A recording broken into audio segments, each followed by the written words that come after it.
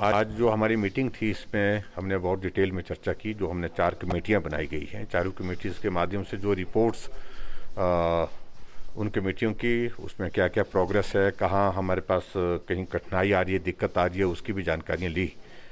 और मैं इस बात को कह सकता हूँ कि जहाँ मामले हिमाचल प्रदेश में कोविड के हर दिन बढ़ रहे हैं और डेथ भी बढ़ रही है, उसमें दो राय नहीं है, लेकिन उसके अनुरूप हमारी तैयारियां भी बहुत तेज़ गति से उसमें हिमाचल प्रदेश में चली हुई हैं।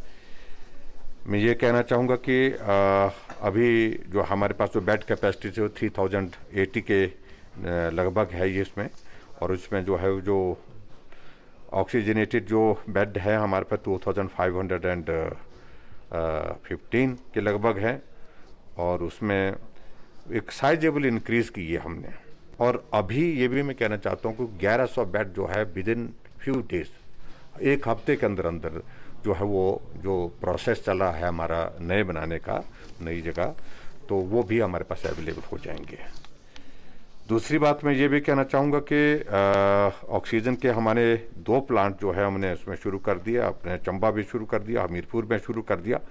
और एक्सपेक्टेड है 3-4 दिन के अंदर अंदर हमारे नाहन में भी जो पीएसए प्लांट हमारा शुरू हो जाएगा, जिसके कारण ऑक्सीजन का भी अवेलेबिलिटी हमारे पास और बेहतर होगी।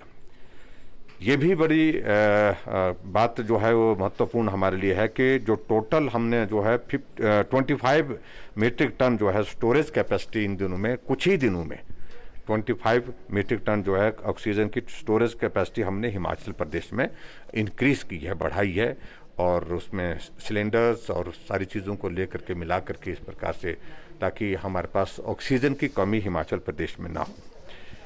एक और चीज़ मैं ये भी कहना चाहता हूँ कि एक और निर्णय हमने लिया कि जो प्राइवेटाइज हमारे कुछ ऐसे सेक्शन हैं जो जिनका एक्सपोजर बहुत ज़्यादा होता है, लोगों के बीच में जा कर के अपनी सेवाएं दे रहे हैं, जिसमें एचआरटीसी के ड्राइवर्स हैं, कंडक्टर्स हैं, वैक्सीन के लिए उनको प्रायोरिटी देंगे।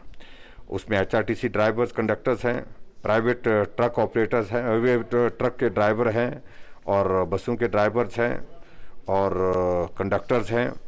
और उसी तरह से जो हमारे पंप जो इस पे पेट्रोल पंप पे होते हैं, तो पंप ऑपरेटर्स हैं, उनको भी, पीडीएस के जो हमारे डिपो होल्डर्स होते हैं उनको भी वैक्सीन जो है प्रायोरिटी पर देंगे। टीचर्स ऑन कोविड ड्यूटी, उनको भी प्रायोरिटी पर वैक्सीन उपलब्ध कराएंगे।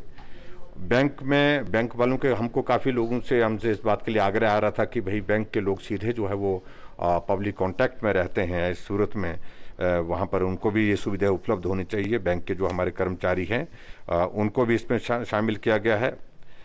और उसके बाद हमारा जो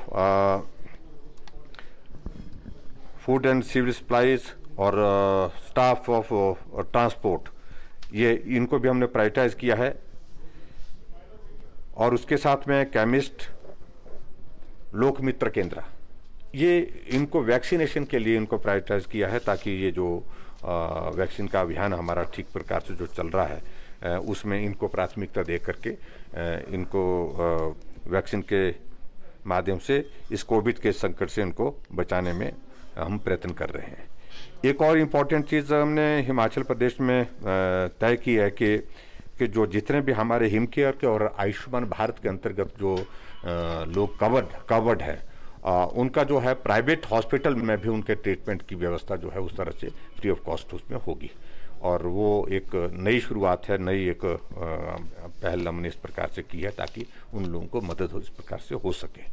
जहाँ तक कर्फ्यू के बारे में आपने जो बात कही है, कर्फ्यू अभी तक हिमाचल प्रदेश में जो लागू हुआ है उसका इम्पैक्ट, एक अच्छा इम्पैक्ट आया है। और इम्पैक्ट के साथ साथ में हमने इस बात को भी देखा कि लोगों का भी जो है वो रुझान अच्छा इसमें आ रहा है कि इस कर्फ्यू से निश्चित रूप से हम कोविड के बढ़ते हुए मामलों को कंट्रोल करने के लिए सफल होंगे। और हम इसमें 2-3 चीज़ों को लेकर के जो हम बात कह रहे हैं, एक तो हमारे लिए यह है कि संक्रमण को फैलने से रोकना, और उसमें कर्फ्यू एक कारगर है माध्यम। और दूसरा, संक्रमण रोकने के साथ साथ में जो लोग इन्फेक्ट हो गए हैं, जो संक्रमित हो गए हैं, उनका ट्रीटमेंट, चाहे वो होम आइसोलेशन है और चाहे होम आइसोलेशन के अतिरिक्त जो है वो हमारा दूसरा हॉस्पिटल में जो ट्रीटमेंट चल रहा है, ट्रीटमेंट उनका चल रहा है, वहाँ पर उनके लिए व्यवस्था करने की बात है। एक महत्वपूर्ण जानकारी मैं आप सबके माध्यम से साझा करना चाहूँगा, ये है कि जो हमारी वैक्सीन जो 18 से 45 साल के लिए उसमें वो वैक्सीन हमको आज जो है 1,07,000 वैक्सीन उसमें हमको उपलब्ध हो गई है। और उसका रजिस्ट्रेशन का प्रोसेस मैंने आपको बताया था कि उसका शुरू हो चुका था कुछ दिन से पहले से। और 17 तारीख से हम इस वैक्सीन की शुरुआत कर रहे हैं और 15 तारीख तक हम इसकी सारी मॉडलिटीज तय कर रहे हैं कि किस तरह से फेस्ड मैनर में, जिस प्रकार से इसको प्लान करेंगे, हम उसका पूरा शेड्यूल जारी करेंगे ताकि किसी को असुविधा ना हो।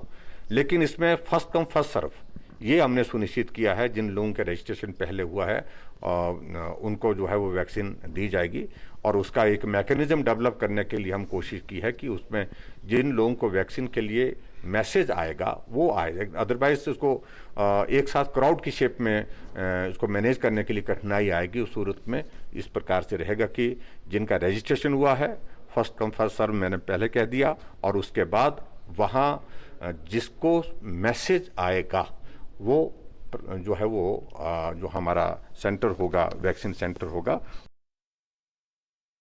में हमारी उसमें बड़ी सीधी सी उनको वैक्सीन देने की जो व्यवस्था रहेगी उसमें इस प्रकार से होगी, फर्स्ट कम फर्स्ट सर्व। जो पहले जिन लोगों ने रजिस्ट्रेशन करवाया है उसी क्रम में जारी करेंगे, लेकिन उसके साथ साथ में मैसेज भी आएगा।